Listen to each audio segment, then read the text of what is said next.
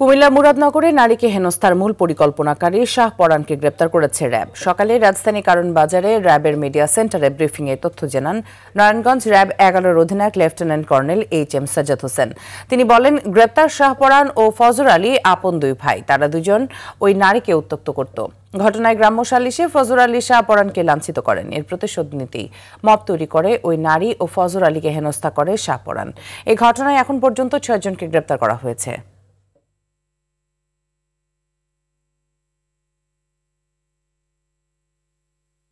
এই ফজর আলী এই ভিকটিমের মাকে সুদের বিনিময়ে এই টাকা আদায়ের সূত্র ধরেই তিনি ওই বাসায় গিয়েছিলেন। ফজর আলী তার ওই ঘরের ভিতরে ভিকটিমের ঘরে প্রবেশ করে। তার কিছুক্ষণ পরেই এই শাহ পরানের লোকজন ভিকটিমের ঘরে প্রবেশ করে এবং তাকে বিবস্ত্র করে ভিডিও ধারণ করে সেটা পরবর্তীতে সোশ্যাল মিডিয়ায় ছড়িয়ে দেয়।